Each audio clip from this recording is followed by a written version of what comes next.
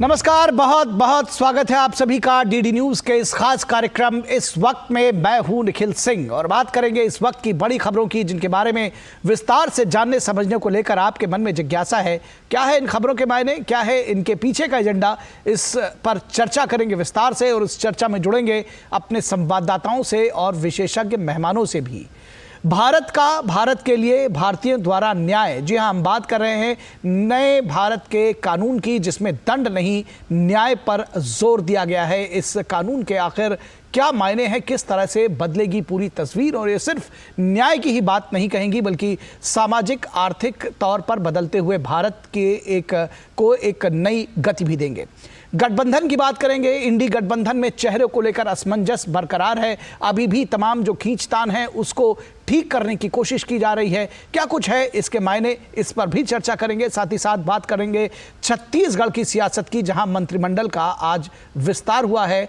किस तरह से ये मंत्रिमंडल राज्य को विकास के पथ पर आगे ले जाने के लिए तैयार है, इस पर बात करेंगे। कई अहम सवाल और जवाब होंगे, लेकिन सबसे पहले इस वक्त की हेडलाइंस। संसद का शीतकालीन सत्र कई मायनों में रहा यादगार। संसदीय कार्य मंत्री प्रहलाद जोशी ने विपक्ष पर बोला हमला, कहा चुनावी हार का बदला लेने के लिए संसदीय कार्यवाही में पैदा की गई रुकावट। सभापति के अपमान पर भी विपक्ष को घेरा।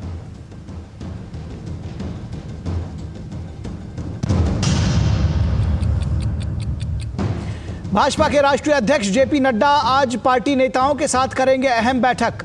लोकसभा चुनाव की तैयारियों पर होगी चर्चा।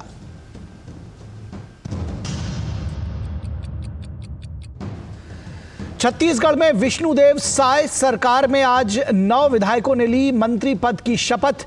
लक्ष्मी राजवाड़े और टनकराम वर्मा जैसे नए चेहरों के साथ बृजमोहन अग्रवाल, केदार कश्यप और राम विचार नेताम जैसे अनुभवी नेता भी कैबिनेट में शामिल।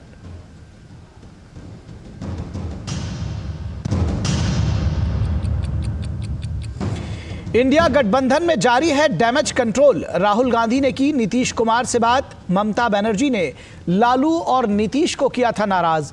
मल्लिकार्जुन खड़गे का नाम उछालकर ममता बनर्जी ने साधे थे एक साथ कई निशाने।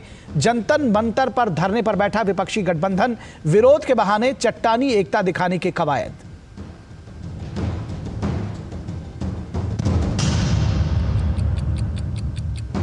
और तमिलनाडु के थूथुकुडी में भारी बारिश के कारण अब तक 31 लोगों की मौत।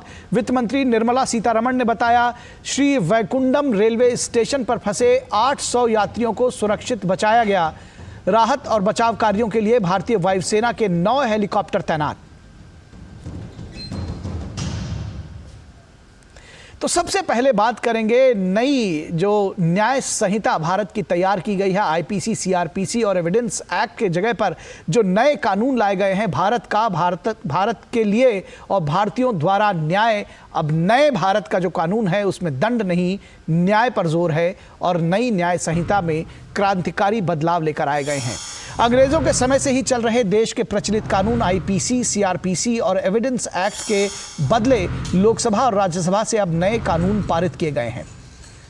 दोनों सदनों से भारतीय न्याय संहिता 2023, भारतीय नागरिक सुरक्षा संहिता 2023 और भारतीय साक्ष्य विधेयक 2023 चर्चा के बाद पारित किए गए हैं।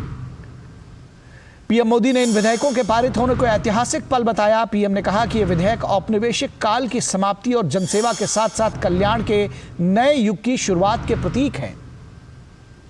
पीएम ने कहा कि ये विधेयक समाज के गरीबों, हाशिए पर रहने वाले और कमजोर वर्गों के लिए बढ़ी हुई सुरक्षा सुनिश्चित करते हैं। साथ ही संगठित अपराध, आतंकवाद और ऐसे अन्य अपराधों पर भी कड़ा प्रहार करते हैं। पीएम ने कहा कि इन विधेयकों को सुधार के प्रति भारत की वचनबद्धता का प्रमाण है और उन्होंने कहा कि इससे हमारी न्याय, नीति और जांच प्रणालियों में नए युग की शुरुआत होगी। इन कानूनों में प्रौद्योगिकी और फॉरेंसिक साइंस पर बल दिया जाएगा। इनके माध्यम से हमने देशद्रोह की पुरानी हो चुकी धाराओं को भी अलविदा कह दिया है। पीएम ने कहा कि हमारे अमृत काल में ये कानूनी सुधार हमारे कानूनी ढांचे को अधिक प्रासंगिक बनाते हैं। तो हमारा कानूनी ढांचा अधिक प्रासंगिक हो सकेगा इन कानूनों के जरिए, पीएम ने कहा। दरअसल इन विधेयकों के जरिए आपराधिक कानूनों में क्रांतिकारी बदलाव लाया जा रहा है। अब गुलामी के प्रतीक रहे अंग्रेजी कानूनों से मुक्ति मिलेगी। व्यक्ति की स्वतंत्रता, मानव अधिकार और सबके साथ समान व्यवहार, इन 3 सिद्धांतों पर बने हैं नए कानून। अब दंड नहीं, न्याय पर जोर होगा।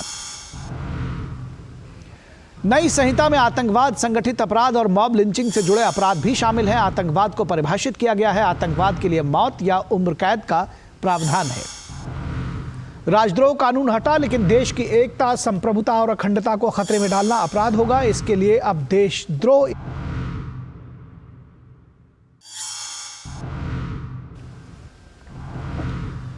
नागरिक सुरक्षा संहिता में भी क्रांतिकारी बदलाव। अब किसी भी पुलिस थाने में दर्ज हो सकेगी एफआईआर। अब केस डायरी और चार्जशीट से लेकर फैसला सुनाने तक की पूरी प्रक्रिया डिजिटल होगी और मुकदमों को निर्धारित समय में निपटाना होगा। अब तारीख पर तारीख नहीं मिलेगी। चार्जशीट दाखिल होने के 60 दिनों के भीतर आरोप तय करना होगा। बहस पूरी होने के 30 दिनों के भीतर फैसला देना होगा।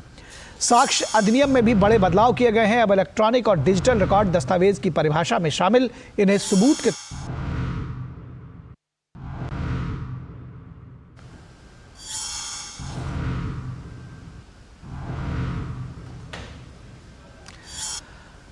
और आइए सुन लेते हैं कि भारतीय न्याय संहिता को लेकर गृह मंत्री अमित शाह ने क्या कुछ कहा है। देश के खिलाफ बोलोगे, देश के खिलाफ कुछ करोगे, देश के हितों को नुकसान करोगे तो कठोर से कठोर दंड का प्रावधान इस कानून के अंदर है। डेमोक्रेसी का जो मूल विचार है, लोकतंत्र का जो विचार है, देश महान होता है, व्यक्ति महान नहीं होता है। मान्यवर, इसको इस कानून के माध्यम से हम ला रहे हैं। अपराध के लिए हमने एक नई अवधारणा, नई व्याख्या जोड़कर संगठित अपराध पर नकेल कसने का काम इस कानून के माध्यम से। जो लिबरलाइजेशन की बात करते हैं, छोटे से गुनाह के लिए जेल में डालने का जो कंसेप्ट था अंग्रेजों का, गलती होती है मान्यवर। पहली बार कोई गलती करता है, दूसरी बार गलती करता है, जानबूझकर नहीं किया है फिर भी गुनाह होता है। ऐसे लोगों के लिए जेल में पहुंचाने की जगह पछतावे के लिए कम्युनिटी सर्विस का प्रोविजन हम इस कानून के अंदर है। और इस पूरी खबर पर बातचीत करने के लिए हमारे साथ हमारे संवाददाता विकास सारथी जुड़े हुए हैं। विकास सारथी, इन कानूनों की जब बात हो रही है, निश्चित तौर पर क्रांतिकारी परिवर्तन है और इतने आज़ादी के इतने वर्षों के बाद बहुत कुछ बदल गया, लेकिन ये कानून नहीं बदले थे। अब कहा जा रहा है कि इसके साथ ही साथ ये कानून सिर्फ न्याय व्यवस्था में नहीं बल्कि सामाजिक आर्थिक प्रगति का भी एक नया मार्ग तय कर सकेंगे। कैसे देखते हैं इसको? बिल्कुल निखिल, सबसे पहली बात अगर आप ये देखें कि ज़रूरत कितनी थी, बहुत सारे चीज़ें ऐसी थी जो कि हमारे मुख्य आपराधिक संहिता में थी ही नहीं, क्रिमिनल कोड में थी ही नहीं। बावजूद इसके कि भारत ने 3-4 दशकों तक आतंकवाद को झेला, ये जो हमारा आईपीसी था उसमें इसको लेकर के कोई संशोधन नहीं किया गया, ना उसमें जोड़ा गया इसको, बल्कि इसके अलग समानांतर कानून बनाए गए। तो ये बहुत गंभीर समस्याएं जो थी उनको एड्रेस करने की कोशिश है, चाहे वो ऑर्गेनाइज्ड क्राइम के खात्मे को लेकर के हो, चाहे वो फाइनेंशियल फ्रॉड को लेकर के हो।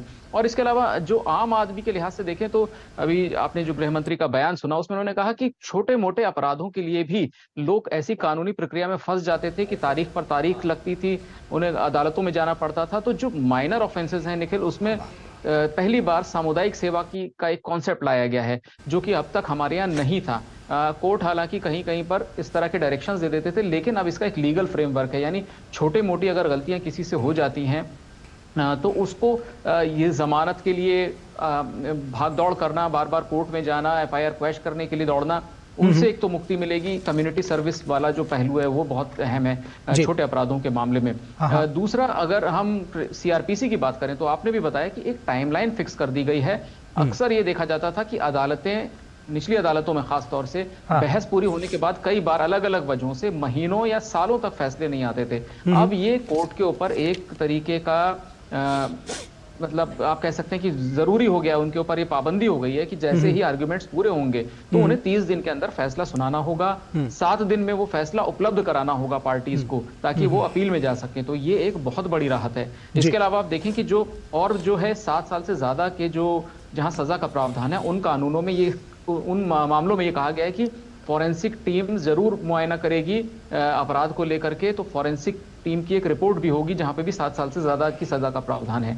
तो ताकि जो ऐसे आरोप लगते हैं कई बार एजेंसीज के ऊपर भी कि उन्होंने किसी को फंसा दिया, एविडेंस या अधूरे थे, कोर्ट में मामला टिक नहीं पाया। फॉरेंसिक जांच एक बहुत मजबूत पहलू होगा किसी भी मामले में सुनवाई का, चाहे वो एक्विटल के लिए हो चाहे वो कन्विक्शन के लिए हो, तो ये एक बहुत बड़ा कदम है। और इसके अलावा एविडेंस एक्ट में जैसे अभी डिजिटल मींस जो हैं, डिजिटल तरीके हैं, उनसे आप अपने साक्ष्य रख सकते हैं, आप अपने डॉक्यूमेंट्स पेन ड्राइव में दे सकते हैं अदालत को या पक्षकारों को, या फिर आप जो वकालतनामा देते हैं, ये सारी चीजें डिजिटाइज फॉर्म में भी दी जा सकेंगी कोर्ट में। तो एक ये बहुत बड़े झंझट से मुक्ति मिलेगी वादियों को। आप देखें कई बार जो खासतौर से सर्विस मैटर होते हैं उसमें 500 पन्ने की फाइल आदमी को बनानी पड़ती है पुराने केस के हवाला देते हुए, तो एक बहुत बड़ा बोझ जो लिटिगेंट के ऊपर होता था उससे उसको राहत मिलेगी, क्योंकि आप डिजिटल फॉर्म में जब आप दे सकते हैं दस्तावेज, तो आप इन झंझटों से भी मुक्त होंगे। ठीक है, एक बात जो कही जा रही है कि अब तारीख पर तारीख नहीं मिल सकेगी, जब कहते हैं ना कि justice delayed is justice denied, और आपने भी कहा, तो सबसे खास बात है कि ये सिर्फ न्यायालयों पर जोर नहीं होगा, बल्कि जब आईपीसी में बदलाव है, सीआरपीसी में बदलाव है, और उसके साथ ही साथ जो इलेक्ट्रॉनिक एविडेंसेस हो सकेंगे, तो इससे जो सारे सिस्टम है वो एक दूसरे के साथ इन सिंक होगा। बिल्कुल निखिल, इसमें ना केवल ये सुनिश्चित किया जा रहा है कि अदालतें समय पर फैसला सुनाएं, बल्कि एजेंसीज के ऊपर भी एक दबाव होगा, उनको समय पर अपनी जांच पूरी करके रिपोर्ट देनी होगी। और दूसरी बात ये कि जब भी इस तरह की रिपोर्ट्स तैयार की जाती हैं तो कई बार डॉक्यूमेंटेशन को लेकर के दिक्कतें एजेंसीज को भी आती हैं। तो मान लीजिए अब पुलिस को कोई दस्तावेज चाहिए, उसका ओरिजिनल डॉक्यूमेंट हासिल करने के लिए, फिजिकल डॉक्यूमेंट के लिए भी बहुत भागदौड़ करनी पड़ती है। ये सारी चीजें स्ट्रीमलाइन होंगी। आप डिजिटली वेरीफाइड डॉक्यूमेंट्स एजेंसी भी इस्तेमाल कर सकती हैं, उन्हें अगर किसी चीज का दस्तावेज चाहिए, तो एक स्ट्रीमलाइन करने की कोशिश की गई है। दूसरा, जैसे ही किसी मामले में पुलिस को अगर जैसे जांच करनी है और वहां पे 7 साल की सजा से ज्यादा का प्रावधान है, तो आपको सारी चीजें बहुत सावधानी के साथ तैयार करनी होंगी, फॉरेंसिक एक्सपर्ट्स की राय लेनी होगी, फॉरेंसिक टीम की रिपोर्ट भी उसमें शामिल होगी। तो एजेंसीज के ऊपर भी सही तरह से काम करने का एक दबाव बनेगा इस नए कानून से। और अदालतों के ऊपर तो बिल्कुल स्पष्ट है कि भाई आपको 30 दिन के अंदर फैसला देना होगा।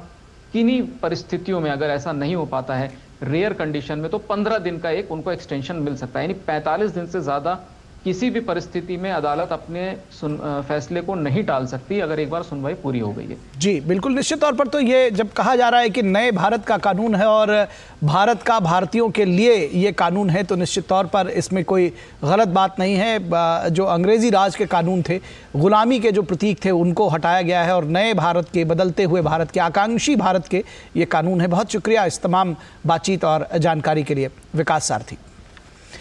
और बात करेंगे कि गठबंधन में चेहरे को लेकर असमंजस की खबर है, लेकिन इस गठबंधन की चर्चा को आगे बढ़ाएं उससे पहले रुकेंगे एक छोटे से ब्रेक के लिए। आप कहीं मत जाइएगा, जल्द हाजिर होंगे। मोदी सरकार की गारंटी, किसानों को हर साल रुपए 6,000, 11 करोड़ 80 लाख किसानों को अब तक 2,60,000 करोड़ रुपए की सहायता। हमारा संकल्प विकसित भारत। पता है इन्वेस्टर्स के लिए कि इन्वेस्टर प्रोटेक्शन फंड होता है IPF, लेकिन अगर तुम्हारा ट्रेड एक्सचेंज पर एग्जीक्यूट नहीं हुआ या फिर कोई गारंटीड रिटर्न्स वाली स्कीम है, तो ये IPF आपकी मदद नहीं कर सकता है। और अगर आपका ब्रोकर ही डिफॉल्टर बन जाए तो फिर IPF आपको कॉम्पेंसेशन दिला सकता है। कहां से सीखा? NSE की साइट पर। समझ कर इन्वेस्ट कर।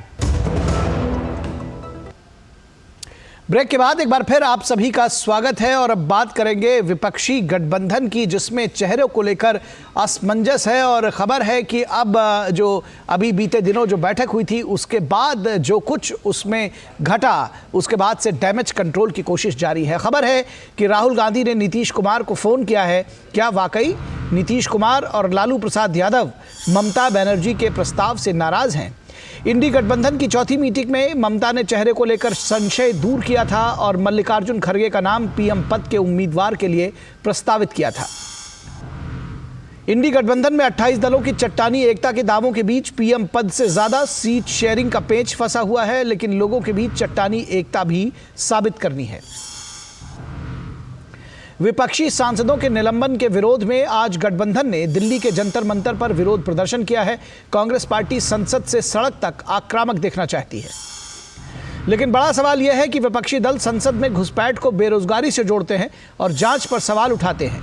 सत्ता पक्ष का आरोप है कि यह जांच को भटकाने की कोशिश है। सीट शेयरिंग का मामला इंडी गठबंधन के सामने यक्ष प्रश्न बनकर खड़ा है। 15 जनवरी की डेडलाइन दी गई है, लेकिन फॉर्मूला कांग्रेस पर छोड़ दिया गया है। इंडी गठबंधन में नेता चाहते हैं कि 450 सीटों पर भाजपा को सीधे टक्कर मिले, लेकिन त्याग सिर्फ कांग्रेस के जिम्मे है। 2014 और 2019 के फॉर्मूले के आधार पर कांग्रेस को कुछ बड़े राज्यों में कुछ ही सीटें मिलेगी, तो जाहिर है ये कांग्रेस पार्टी को भी पता है कि क्षेत्रीय क्षत्रप राज्यों में ड्राइविंग सीट पर खुद बने रहना चाहते हैं। कांग्रेस ने इसका समाधान भारत जोड़ो यात्रा में ढूंढा है।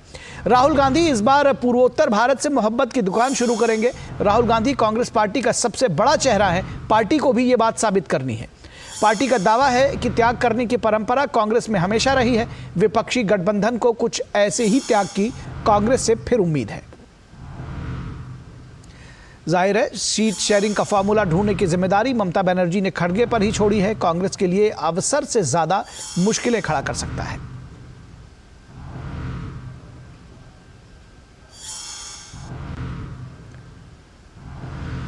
तो इंडी गठबंधन में डैमेज कंट्रोल की कोशिश हो रही है। खबरें कुछ इस तरह से बाहर निकल कर आ रही हैं। फिलहाल केंद्रीय संसदीय कार्य मंत्री प्रहलाद जोशी ने भी इस मामले में कांग्रेस पर निशाना साधा है। आइए सुनते हैं क्या कुछ कहा केंद्रीय संसदीय कार्य मंत्री प्रहलाद जोशी ने। उपराष्ट्रपति का अपमान करते हैं, राष्ट्रपति का अपमान करते हैं, प्रधानमंत्री जी के बारे में तो 20 वर्ष से तो इतना इन प्रधान माननीय मोदी जी के खिलाफ इतना द्वेष है, वो सब दिखाते जाते हैं। और इस बार तो हद पार कर दिया। एक व्यक्ति मिमिक्री करते हैं और एक नेशनल पार्टी के पूर्व अध्यक्ष तो उसका वीडियोग्राफी करते हैं। तो इसलिए most irresponsible behaviour Congress party is not responsible when they are in power and most irresponsible when they are opposition. और इस पूरी खबर पर चर्चा करने के लिए हमारे साथ 3 खास मेहमान जुड़े हुए हैं। हमारे साथ बीजेपी के प्रवक्ता धनंजय गिरी जुड़े हुए हैं। धनंजय जी स्वागत है आपका। हिमराज राम जो कि जनता दल यूनाइटेड के प्रवक्ता हैं, हिमराज जी बहुत स्वागत है आपका। और विनोद मिश्रा हमारे संपादकीय सलाहकार जुड़े हुए हैं। विनोद जी स्वागत है आपका। विनोद जी आपके साथ अगर शुरू करना चाहें और ये समझना चाहें कि दरअसल जिस तरह से इंडी गठबंधन की जब बात होती है तो बात ये समझकर निकल कर आती है कि इसमें जो जब भी बैठक होती है, जैसे चौथी बैठक हुई तो ये समझा गया कि कुछ एक नए प्रस्ताव कुछ आएंगे, कुछ एक कदम आगे बढ़ेगा गठबंधन, लेकिन हर बार देखने में आता है कि कुछ नए विवाद भी अपने पीछे छोड़ जाता है। निखिल, सबसे पहले तो आज ये देखिए कि आज संसद का कल जो है वो सब सत्र जो है शीतकालीन सत्र समाप्त हुआ है और आज जो है कांग्रेस पार्टी सहित जो इंडी गठबंधन की बात आप कह रहे थे उनका एक विपक्षी एकता की और चट्टानी एकता दिखाने के लिए जंतर मंतर पर एक बड़ा प्रदर्शन हुआ है। तो ये उसकी कंटिन्यूटी में है कि कल तक तो पार्लियामेंट के अंदर और बाहर में आप देख रहे थे, आज वो संसद से सड़क तक पर आए हैं और अपनी एकता को दिखाने के लिए ये कम से कम ये एक मैसेज तो जाना चाहिए कि विपक्षी सांसद जो भी 28 दलों के लोग हैं वो एक स्वर से एक चैन से वो इस बात को दिखाने के लिए लोगों के सामने में है कि हमारे सामने में कोई प्रॉब्लम नहीं है। तो अगर ये कोई प्रॉब्लम नहीं है तो फिर आज राहुल गांधी के आज जो नीतीश कुमार जी को सुबह फ़ोन करने से क्यों ये चीज़ें सब भर के आई कि नीतीश कुमार और लालू यादव दोनों नाराज हैं। अब ये खबर के बीच में अगर नीतीश कुमार और लालू यादव खुद मिले हैं परसों राहुल गांधी से और इंडिया गठबंधन की एक बड़ी मीटिंग हुई है, चौथी मीटिंग, और आज अगर सुबह सुबह उनका फ़ोन आता है तो जाहिर सी बात है कि मीडिया की उन खबरों को एक पक्की मुहर लगाते हुए खुद राहुल गांधी दिखते हैं कि जो खड़गे का नाम प्रस्ताव में आया था और कांग्रेस की वर्किंग कमेटी में उस बात को लेकर ज़्यादा कोई चर्चा भी नहीं हुई कि कम से कम इस बात को माना जाए कि खड़गे को अगर फेस बनाया गया है, पार्टी अध्यक्ष है, दक्षिण से आते हैं और उनका अपना वहाँ पे एक आधार भी होगा। तो लेकिन अभी पार्टी ही इस बात को फैसला नहीं कर पा रही है कि क्या कांग्रेस पार्टी मल्लिकार्जुन खड़गे को अपना पार्टी के अध्यक्ष को ही अपना फेस बनाने के लिए तैयार है। तो बाकी दूसरे दल में नीतीश कुमार की अपनी अपेक्षा है, नीतीश कुमार की अपनी महत्वाकांक्षा है। पहला आपको याद होगा कि पटना का जो ये गठबंधन की पहली जो नींव रखी गई थी, उसको करने में सबसे बड़ा श्रेय तो नीतीश कुमार को जाता है। लेकिन उसके बाद लगातार ये चौथी मीटिंग तक में लालू यादव और नीतीश कुमार की ये पैरवी रही और एक तरह से संघर्ष रहा कि नीतीश कुमार को कन्वेनर बनाया जाए। नीतीश कुमार को कुछ नहीं मिला और आखिरकार इस बार चौथी मीटिंग में वो प्रेस कॉन्फ्रेंस से भी बाहर निकल गए थे। पहले ही लालू यादव और नीतीश निकल गए थे। शायद राहुल गांधी का भी एक मैसेज होगा कि उनको मनाने का और उनको समझाने का और उनको, क्योंकि नीतीश कुमार भी कांग्रेस के डायरेक्शन से ही विपक्षी गठबंधन की एकता को बना रहे थे, जितने चीफ मिनिस्टर से मिल रहे थे। तो इम्पॉर्टेंट ये है कि कांग्रेस पार्टी की फेस, जो बात कांग्रेस में अंडरस्टैंडिंग है कि फेस तो सेकेंड उसका चैलेंज है। पहला चैलेंज जो है वो सीट शेयरिंग का है और सीट शेयरिंग के मामले में कांग्रेस पार्टी को ही ये कितनी सीटें छोड़ सकती है, उसी बात पर इंडिया गठबंधन का सब कुछ चट्टानी एकता का आधार टिका हुआ है। जी निश्चित तौर पर हेमराज जी आपके पास आना चाहेंगे, ये समझना चाहेंगे कि जिस तरह से जून से इसकी शुरुआत की और बड़ी कवायद की नीतीश कुमार जी ने कि किसी तरह से ये गठबंधन परवान चढ़ सके और इसको अगुआ के तौर पर उनको देखा गया। लेकिन जो गठबंधन में दूसरे दल हैं, चाहे वो ममता बनर्जी हो, अरविंद केजरीवाल हो, उनको ये नहीं सुहाता और कहीं ना कहीं आपको लगता है कि हर दल लीड लेने की कवायद जो है आपस में, वो इसको शायद उस तरह से एकता प्रदान नहीं कर रहा है जिसकी हसरत शायद इन दलों को थी। क्या कहेंगे आप? देखिए, जब हम इंडिया गठबंधन की बात करते हैं, उससे पहले इसकी शुरुआत बिहार से हुई थी, पहली बैठक, और नीतीश कुमार जी सभी जो इंडिया गठबंधन के घटक दल हैं सभी नेताओं से मिले थे और इसकी निगरानी थी और इस पर अच्छी पहल भी हुई। बैठकें जो भी हुई अच्छी तरह से हुई, सभी लोग शरीक भी हुए और बारी बारी से जो समय के अनुसार जो जो मुद्दे पर बात करना था वो सारे मुद्दों पर बात भी हुई। आज हम इसे मोड़ पर पहुंचे हैं कि हमारा अब अंतिम चरण जो सीट शेयरिंग का मामला है, हम सीट शेयरिंग को लेकर के अभी लगे हुए हैं। 2 सप्ताह के अंदर लगभग 2-3 सप्ताह का समय दिया गया था, डेडलाइन 15 तारीख को दिया गया था, तो हम 2-3 सप्ताह के अंदर इसको हम एक रूप देंगे। हमारा इंडिया गठबंधन के लोग लगे हुए हैं इसको अंतिम रूप देने में। सीटों के शेयरिंग में कहीं कोई दिक्कत परेशानी नहीं है। 1-to-1 फार्मूले को लेकर के हमारी लड़ाई है बीजेपी से और हम इसको करेंगे और निश्चित रूप से 2024 में भाजपा मुक्त भारत बनाने की दिशा में एक सकारात्मक कदम हमारा होगा। लेकिन और बात रही जो लेकिन बात जो सवाल उठाए जा रहे हैं कि राहुल गांधी की बात किए नीतीश कुमार जी से, हम कहते हैं इंडिया गठबंधन के 2 बड़े घटक दल के लीडर आपस में बात करते हैं। निश्चित रूप से हम करना चाहेंगे कि ठीक है मीडिया के न्यूज बनता है, लेकिन सुबह शाम हम बात कर सकते हैं। वो हमारे गठबंधन के घटक दल के दोनों नेता एक दूसरे में बात होना लाजमी है। कहीं इस पर किंतु परंतु लेकिन कोई शंका की बात नहीं होनी चाहिए और इस पर जो है ठीक है। दरअसल ये जो शंका की बात हेमराज जी जो सामने आई है, देखिए भारतीय जनता पार्टी और ठीक है बात तो सुनिए कायम हो गया है। हेमराज जी बात तो सुनिए, लोगों में बेचैनी है। ठीक है मैं ये कह रहा हूं, लेकिन ये बात आखिर उठी क्यों? बात जब उठी जब ममता बनर्जी ने मल्लिकार्जुन खड़गे का नाम प्रस्तावित कर दिया। नीतीश कुमार जैसा कि आपने बताया जून से लेकर अभी तक वो बेचारे लगे हुए हैं, संयोजक तक का पद नहीं मिला। आप कह रहे हैं कि अभी जो है 3 हफ्ते के अंदर 15 जनवरी तक सीट शेयरिंग का फॉर्मूला तय करेंगे। सीट शेयरिंग का फॉर्मूला तो कांग्रेस की जिम्मेदारी पे दिया गया है, तो ये नीतीश कुमार के लिए बेगानी शादी में अब्दुल्ला दीवाना जैसी स्थिति नहीं दिख रही आपको? देखिए, सबसे बड़ी बात तो यह है कि नीतीश कुमार जी कभी इस बात को नहीं कहा कि हम प्रधानमंत्री पद के दावेदार हैं या इंडिया गठबंधन के संयोजक के दावेदार हैं, या हमारे किसी अधिकृत प्रवक्ता ने नहीं कहा कि हमारे नेता इंडिया गठबंधन के संयोजक बनने के लिए आवेदन कर रहे हैं या प्रधानमंत्री पद के दावेदार हैं। ठीक है, आवेदन करके ये चीजें आवेदन करके आप भी जानते हैं, आप इतने वरिष्ठ नेता हैं, आप इतने वरिष्ठ नेता हैं। ठीक है हेमराज जी ठीक है, आपकी बात आ गई, आपका पॉइंट आ गया हेमराज जी। ठीक है हेमराज जी, आपका पॉइंट आ गया।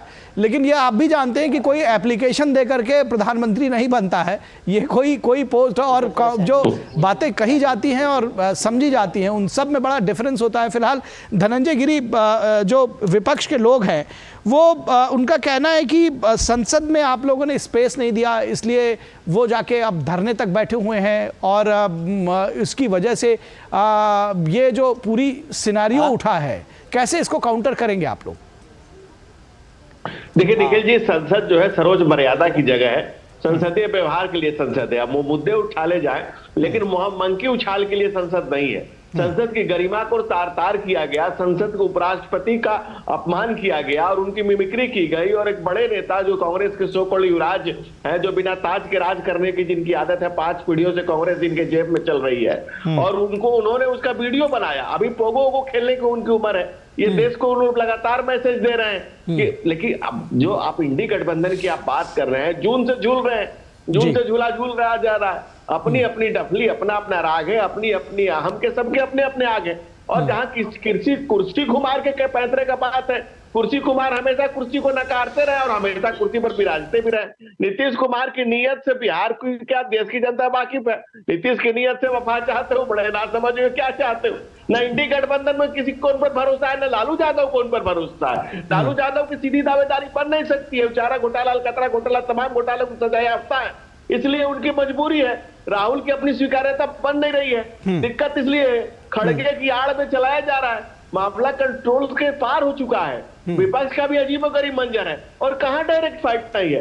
आप बताइए, कश्मीर में जिनका ऐलान सुना था पहले से है, यूपी में कांग्रेस ने करके देख लिया गठबंधन, सपा से पहले भी सपा के साथ लड़े थे, क्या स्थिति रही। और बिहार के जिन गठबंधन दलों के बिहार तृणमूल कांग्रेस सीट देने को नहीं तैयार है। अरविंद केजरीवाल ने कह दिया कि पंजाब में हम 13 की 13 सीटें लड़ेंगे, और किसी और ने नहीं कहा, अरविंद केजरीवाल ने कहा। और जो भाई साहब अभी कह रहे थे, भाई राष्ट्रीय अध्यक्ष के पोस्टर के साथ नीतीश जी का पोस्टर लगा कि एक निश्चय चाहिए, एक नीतीश चाहिए। अब कौन कहेगा कि भाई कुर्सी चाहिए? कुर्सी कुमार ने हमेशा कुर्सी के लिए दादा कहा है, भाई हम ही से मोहब्बत, हम ही से लड़ाई। लालू यादव हमेशा नीतीश कुमार को पचा नहीं पा रहे हैं। वो चाह रहे हैं कि कुर्सी से इसको उतारो, मेरे बेटे को मुख्यमंत्री बनाओ, जैसे भी चलता है चक्कर चलाओ, बेटे को मुख्यमंत्री बनाओ, चाहे इसको किसी तरह से हटाओ।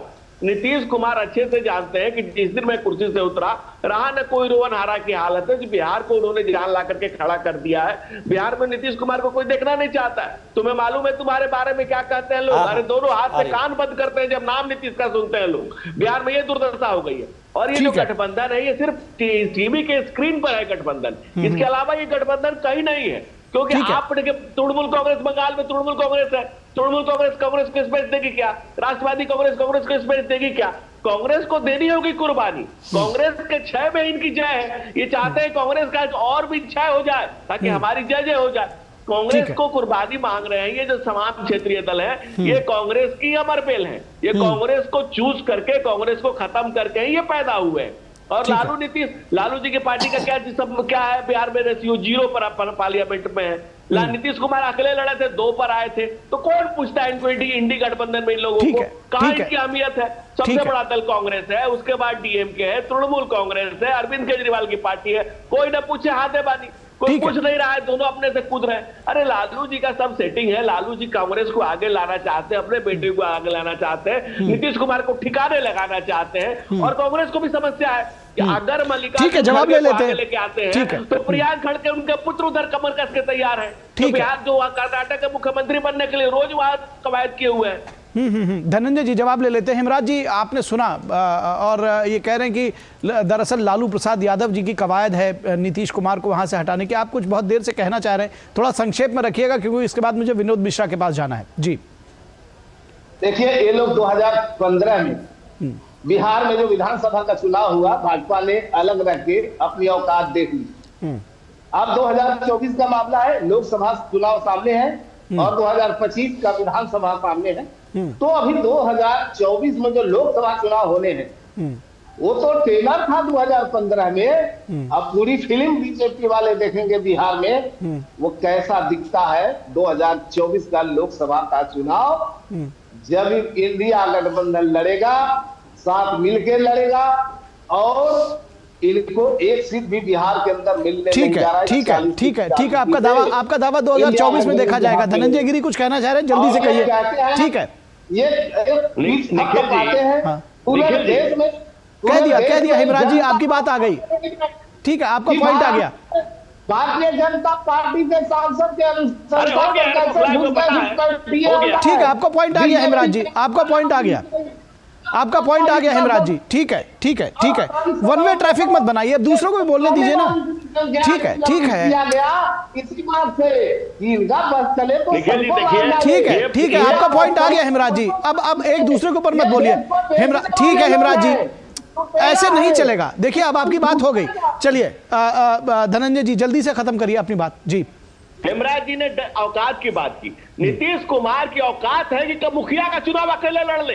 एक बताइए कभी नीतीश कुमार ने अकेले मुखिया, सरपंच, वार्ड पार्षद, जिला परिषद, नगर निगम विधायक, सरपंच, MP कोई चुनाव अकेले लड़ा हो तो नीतीश कुमार पैसा क्यों के सहारे चलने वाला बिहार का निकम्मा निजाम नीतीश कुमार, निकम्मा निकृष्ट, दूसरे के सहारे पर कभी कमल से हटके, कभी लालू से लड़के। एक दूसरे के ऊपर मत बोलिए। चलिए हेमराज जी, आप अपनी बारी में बोल चुके हैं। निकम्मा निजाम नीतीश कुमार निकृष्ट ऐसा तो नहीं मिलेगा। ठीक है, औकात जीरो की भी नहीं है नीतीश कुमार की। ठीक है, ठीक है। चलिए अब आप लोग इस चर्चा को बंद करिए। ठीक है, चलिए मुझे विनोद मिश्रा जी के पास जाना है। विनोद जी चलिए, ठीक है, ठीक है हेमराज जी, इस तरह से उत्तेजित मत होइए। मैं कह रहा हूं कि विनोद मिश्रा जी, आपने देखा कांग्रेस के लिए जितनी मुश्किल है, अब आप देख रहे हैं कि एक नई भारत यात्रा निकालने की तैयारी की जा रही है। ये सब तमाम जो नैरेटिव्स हैं उनको काउंटर करने की शायद कोशिश हो रही है, लेकिन उतनी ही मुश्किल जो घटक दल हैं उनके लिए भी है। चाहे वो नीतीश कुमार हो, उनकी अपनी मुश्किलें हैं, लालू प्रसाद यादव की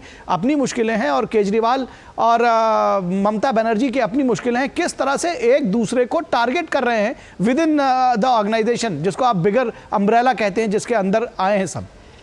निखिल, सबसे पहले तो ये हेमराज जी हमारे पुराने साथी हैं, आते रहते हैं DD न्यूज़ में और अच्छा डिस्कशन करते हैं, लेकिन इतना इनका जो अभी रिएक्शन है, कम से कम ये रिएक्शन ये ऐसे नहीं है। इसके रिएक्शन के पीछे की कहानी मैं बताता हूँ। कहानी ये है कि जिस दिन इंडिया गठबंधन की मीटिंग हो रही थी तो इन्हीं के सांसद, JDU के सांसद सुनील सिंह हैं, वो ये बात कहते हुए मीडिया के सामने आए थे कि इस बार इंडिया गठबंधन में समोसा भी नहीं मिला। तो अगर ये इनके चिंता टेबल पे क्या रखा गया है नाश्ते में, अगर समोसा नहीं है, इसके लिए JDU के सांसद नाराज थे कि इस मीटिंग में आने जाने से क्या फ़ायदा है, कोई ये टाइम पास है, ये इन्हीं के सांसद कह रहे थे। आप हेमराज जी, आप पुराने नेता हैं, JDU के, समाजवादी हैं, आप इन सब चीज़ों पे इतना रिएक्ट मत कीजिए। लोगों को सब कुछ पता है कि कहाँ पे क्या बातें हो रही है और कहाँ पे आपका प्रोग्राम क्या है।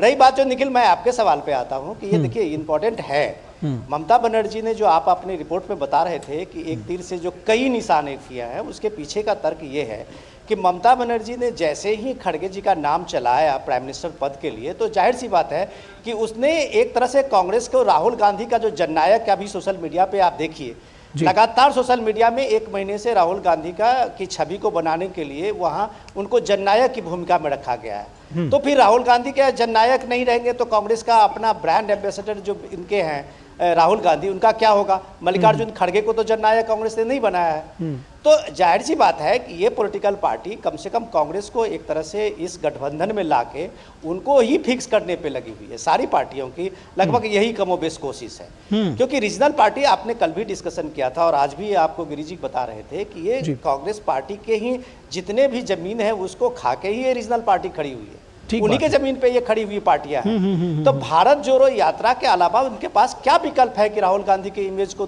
देश के सामने में लाए कि कांग्रेस का यही फेस है? अब कम से कम ये तो हुआ कि राहुल गांधी के मोहब्बत की दुकान जो है वो चलेगी, तो कम से कम मीडिया और सोशल मीडिया के सुर्खों में राहुल गांधी होंगे।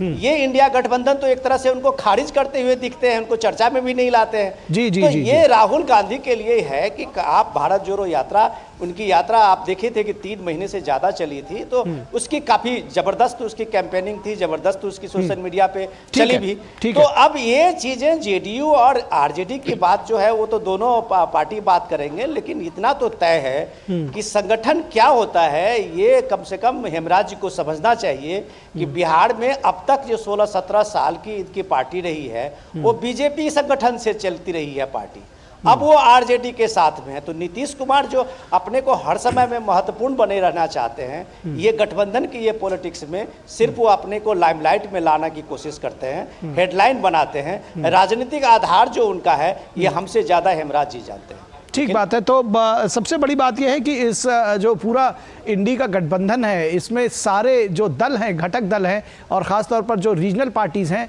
वो सब अपना अपना शेयर चाहती हैं और चाहती हैं कि कांग्रेस जो है वो हमेशा की तरह त्याग करे। अब कांग्रेस कितना त्याग करेगी, किसको कितना एडजस्ट करेगी, ये वक्त बताएगा या आने वाला समय बताएगा, देखने की बात होगी। फिलहाल बहुत शुक्रिया इस तमाम बातचीत के लिए आप तीनों खास मेहमानों का, धनंजय गिरी जी का, हेमराज जी का और विनोद मिश्रा जी का, हमारे साथ जुड़ने के लिए।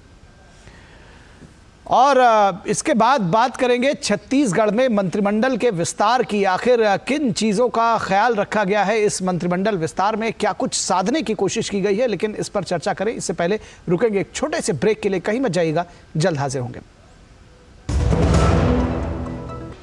मोदी सरकार की गारंटी, हर गरीब का मुफ्त इलाज। 55 करोड़ लोगों को दी हर साल 5 लाख रुपए तक के मुफ्त इलाज की निश्चिंतता। हमारा संकल्प, विकसित भारत।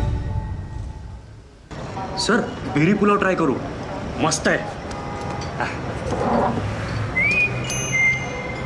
कैसा है? अरे उसको काहे को घूरता है? टिप्स इग्नोर करने का, अपना दिमाग लगाकर ऑर्डर देने का।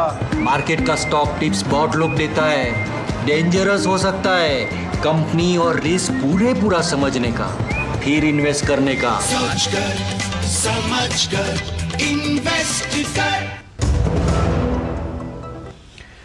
ब्रेक के बाद एक बार फिर आप सभी का स्वागत है और अब बात करेंगे छत्तीसगढ़ में मंत्रिमंडल के विस्तार की। आखिर किन मायनों में विशेष रहा है ये मंत्रिमंडल का विस्तार। छत्तीसगढ़ में मंत्रिमंडल का विस्तार किया गया है। 9 विधायकों को राज्यपाल विश्वभूषण हरिचंदन ने मंत्री पद की शपथ दिलाई है, तो पद और गोपनीयता की शपथ दिलाई है। 9 विधायकों को मंत्री बनाया गया है। बृजमोहन अग्रवाल, केदार कश्यप, लखनलाल देवांगन, ओपी चौधरी, श्याम बिहारी जायसवाल, लक्ष्मी राजवाड़े, रामविचार नेताम, दयाल दास बघेल, टंकराम वर्मा को पद और गोपनीयता की शपथ दिलाई गई है। पुरानों के साथ साथ नए चेहरों को भी मौका दिया गया है। लक्ष्मी राजवाड़े को कैबिनेट में महिला मंत्री के तौर पर शामिल किया गया है। जल्द ही मंत्रियों के बीच विभागों का बंटवारा कर दिया जाएगा। 90 सदस्यीय विधानसभा वाले राज्य में मुख्यमंत्री सहित अधिकतम 13 मंत्री हो सकते हैं, तो 15% का फॉर्मूला होता है जिसके तहत 13 मंत्री हो सकते हैं। 9 विधायकों के आज शपथ लेने के बाद मंत्रिमंडल में मंत्रियों की संख्या 12 हो गई है। मंत्रिमंडल में सभी वर्गों और क्षेत्रों का ख्याल रखा गया है, तो सारे संतुलन साधने की कोशिश की गई है। मंत्रिमंडल में बृजमोहन अग्रवाल और रामविचार नेताम जैसे वरिष्ठ विधायकों को जगह देकर अनुभव को तरजीह दी गई है। कश्यप जी भी इसमें जुड़े हुए हैं वरिष्ठ विधायकों की अगर बात कही जाए तो। वहीं पहली बार विधायक बनी और मंत्रिमंडल में सबसे कम उम्र की मंत्री लक्ष्मी राजवाड़े को युवा चेहरे के तौर पर शामिल किया गया है, तो एक बैलेंस बनाने की कोशिश की गई है अनुभव और युवा चेहरे का। मंत्रिमंडल विस्तार के बाद साय सरकार में सरगुजा संभाग से 4, बिलासपुर से 3, रायपुर और दुर्ग संभाग से 2 और बस्तर संभाग से 1 सदस्य होंगे। तो क्षेत्रों का भी संतुलन साधने की कोशिश की गई है। कांग्रेस को हराकर बीजेपी 5 वर्ष बाद सत्ता में लौटी है। 90 सदस्यीय विधानसभा में बीजेपी 54 सीटें जीती है, जबकि कांग्रेस 35 सीटें हासिल कर सकी है। तो कुल मिलाकर एक बैलेंस्ड मंत्रिमंडल बनाने की कोशिश की गई है। और हमारे साथ इस खबर पर बातचीत करने के लिए हमारे साथ हमारे संवाददाता रायपुर से सोमेश पटेल जुड़े हुए हैं। सोमेश, सबसे पहले आपसे समझना चाहेंगे किन मायनों में खास आप बताएंगे इस विष्णुदेव साय की टीम को, और साथ ही साथ किन किन बातों का ख्याल रखा गया है, क्योंकि टीम को सिर्फ समीकरण ही नहीं साधने हैं बल्कि डिलीवर करके भी देना है।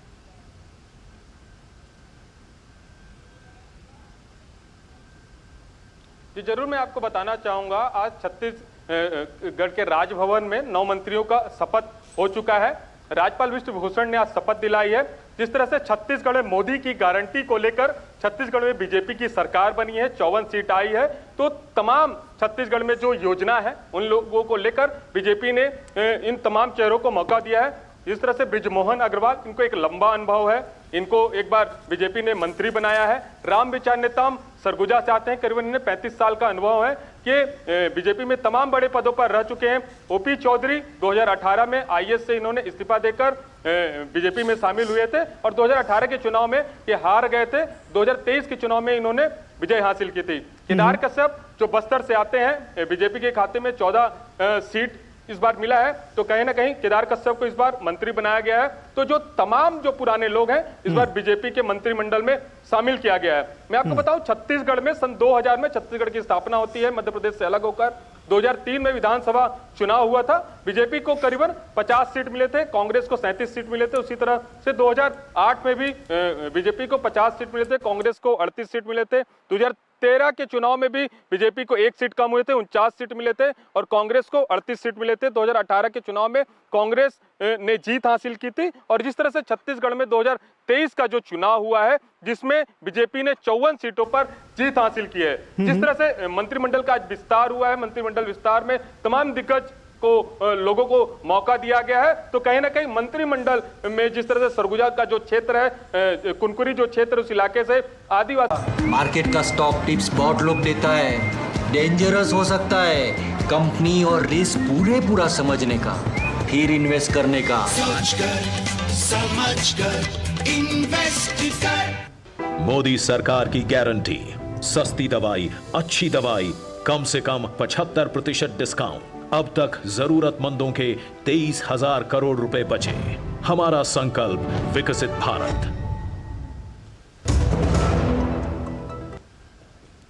स्वागत है आपका ब्रेक के बाद और अब बात करेंगे हमारे विशेष सेगमेंट रिपोर्टर्स डायरी का, जिसके जरिए हम जानेंगे कि विभिन्न मुद्दों पर हमारे रिपोर्टर्स का आखिर क्या है विश्लेषण।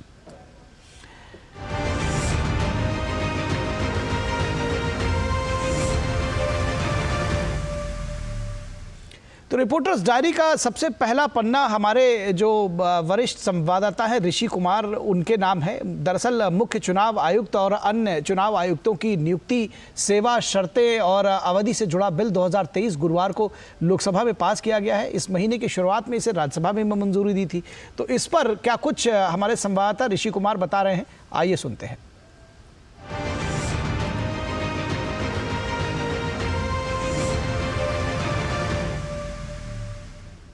मुख्य चुनाव आयुक्त और चुनाव आयुक्त, इनकी नियुक्तियों और इनकी सेवा शर्तों से संबंधित विधेयक राज्यसभा और लोकसभा दोनों जगहों से पारित हो चुका है और अब इस पर राष्ट्रपति की मोहर के बाद एक कानून के रूप में यह विधेयक शक्ल ले लेगा। इस कानून के माध्यम से अब चुनाव आयुक्त सुप्रीम कोर्ट के चीफ जस्टिस के बराबर उनकी तनख्वाह होगी और फ्री एंड फेयर इलेक्शन कराने के लिए उन्हें जो अधिकार बढ़ाए गए हैं वो बेहद उनके लिए कामगार हो सकते हैं, क्योंकि चुनाव आयोग इस मामले में अपने जो भी फैसले लेगा चुनाव संबंधी प्रक्रिया में, उसको कोर्ट में चुनौती नहीं दी जा सकेगी। आयोग को मिली ये अधिकार आयोग के कामकाज को और ज़्यादा पारदर्शी और सशक्त बनाएगा।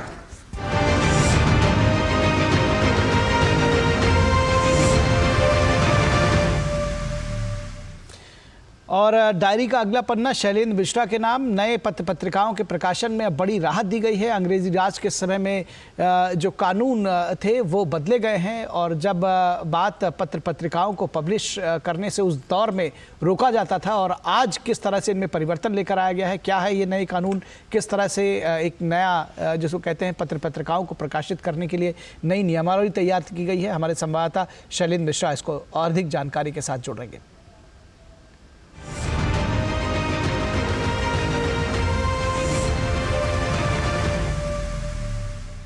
समाचार पत्र और पत्रिकाओं के रजिस्ट्रेशन से जुड़ा महत्वपूर्ण विधेयक संसद से पारित हुआ है और हमने देखा कि उसमें तमाम प्रावधान किए गए हैं जिससे बहुत आसानी होगी नए समाचार पत्र पत्रिकाओं के रजिस्ट्रेशन प्रक्रिया में। पहले 8 चरण होते थे, डीएम के दफ्तर के चक्कर लगाने पड़ते थे, अब इसे ऑनलाइन कर दिया गया और सिर्फ एक चरण में तयबद्ध समय में यानी सिर्फ 60 दिनों के भीतर नए समाचार पत्र और पत्रिकाओं के रजिस्ट्रेशन की पूरी प्रक्रिया कर ली जाएगी। यानी बहुत आसान प्रक्रिया हो गई। इसके साथ ही साथ तमाम प्रावधान इसके तहत ईज ऑफ डूइंग बिजनेस को बढ़ावा मिलेगा।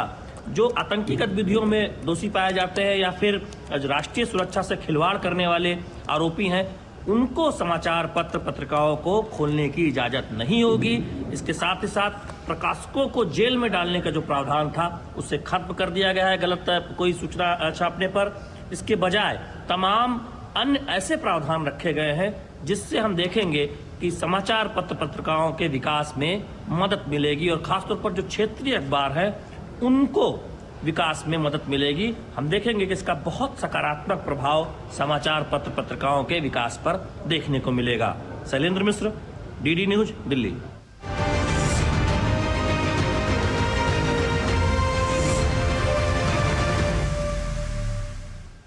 और अब एक बेहद महत्वपूर्ण और जागरूक करने वाली खबर लेकर जुड़ रही हमारी संवाददाता वैशाली। केंद्रीय मंत्री स्मृति ईरानी ने कामकाजी महिलाओं को पेड मेंस्ट्रुअल लीव दिए जाने पर असहमति जताई है। उन्होंने कहा कि मेंस्ट्रुअल महिलाओं के जीवन का एक नेचुरल पार्ट है, इसे दिव्यांगता यानी किसी तरह की कमजोरी की तरह नहीं देखा जाना चाहिए। इस पर और जानकारी दे रही है वैशाली।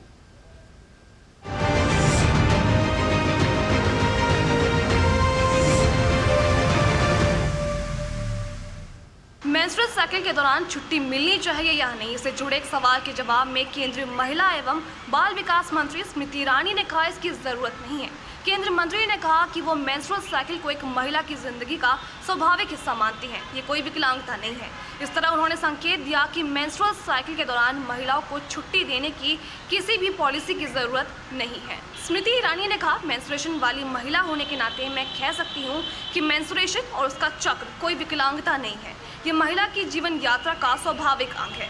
चूंकि आज महिलाएं अधिक से अधिक आर्थिक मौकों की तलाश कर रही हैं, मैं इस पर अपनी व्यक्तिगत राय रखना चाहूंगी। स्मृति ईरानी ने जोर देकर कहा, हमें ऐसे मुद्दों का प्रस्ताव नहीं देना चाहिए जहां महिलाओं को किसी भी समान अवसर से वंचित किया जाता है, क्योंकि जो व्यक्ति मेंस्ट्रुअल साइकिल नहीं करता उसका मेंस्ट्रुअल साइकिल के बारे में एक विशेष दृष्टिकोण होता है। वहीं लंबे समय से ये मांग होती रही है कि महिलाओं को मेंस्ट्रुअल साइकिल के दौरान अनिवार्य तौर पर छुट्टी देनी चाहिए। हालांकि इस विचार पर ये कहकर विरोध भी किया जाता है कि इससे नियोक्ता महिलाओं को नौकरी पर रखने से हिचकेंगे और अनिवार्य छुट्टी महिलाओं के हितों के खिलाफ जाएगी। Vaishali Sharma, DD news.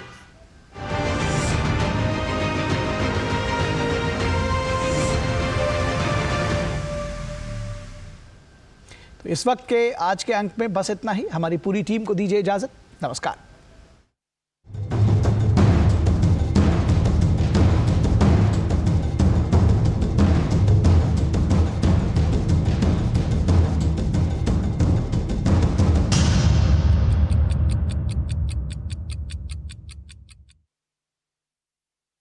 हिंसक नहीं होना है, ये एक शांतिपूर्ण आंदोलन है। हमारा उद्देश्य बांध निर्माण कार्यों को रोकना है। रिट्रीट! हमने सिर्फ एक छोटी सी लड़ाई जीती है, युद्ध तो अभी बाकी है। वापस! Now stop this nonsense and जाओ यहाँ से! Get them out!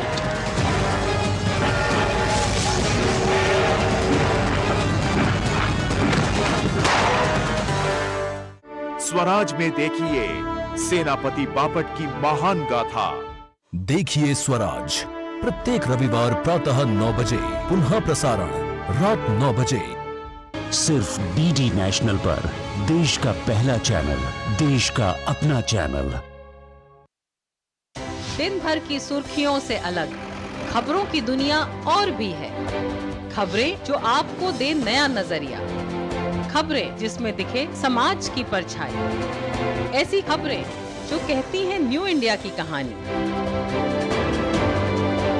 खबरें जो है अनछुई, कुछ खट्टी कुछ मीठी, हम लाते हैं आपके लिए ढूंढकर। खबर हटकर सोमवार से शुक्रवार सिर्फ डीडी न्यूज पर।